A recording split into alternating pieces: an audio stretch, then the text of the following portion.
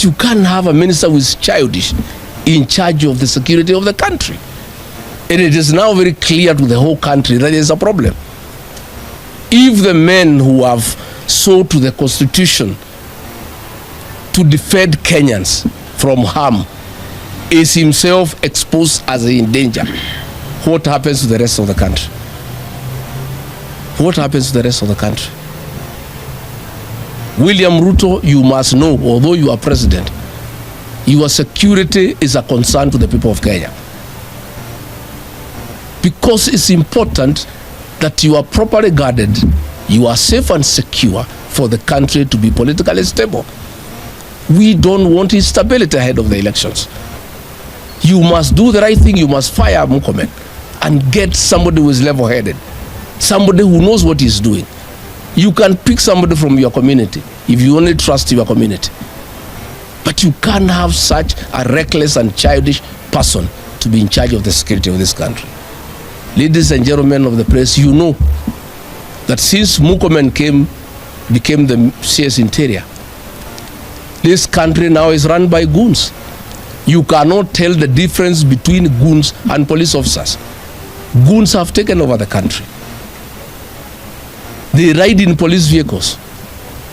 They are even supplied with tear gas. Goons and police have attacked churches. You remember we were attacked in ACK Wetima Church in Othaya by police officers and goons. This is a CS since the history of independence. We have never seen such a CS. And William Ruto, you are staring at disaster. And this country cannot have Murkomen as CS Interior as we go towards elections. You have already seen what is happening in the Mount Kenya region. CS Interior, Murkomen, working with members of parliament,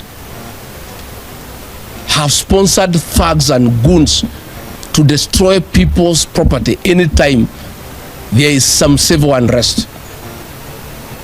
It is Murkomen who is doing it so that he can convince William Ruto that Kenyans have no problem with him. It is the Kikuyu nation that have a problem with William Ruto. And the Kikuyus are fighting themselves and destroying their property. Instead of thinking how he can guard the president, instead of thinking how he can guard our borders. As we speak in Mandera, the town has been taken over by foreign forces from Jubaland. Instead of Murkomen working on that, he is sponsoring goons in the Mount Kenya region to cause havoc, to create an impression that there is a crisis in the Mount Kenya region. I want to tell William Ruto to think and think again.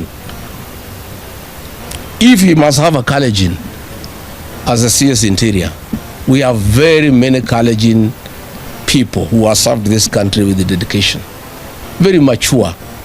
We have the former IG Boynet, he can be a good CS Interior. We have Boynet, who was a Director of National Intelligence, he can be CS Interior. Even Davis Chilchili, you can locate him from transport and bring him to Interior. He's very mature. But you can't have a minister who is childish in charge of the security of the country. And it is now very clear to the whole country that there is a problem.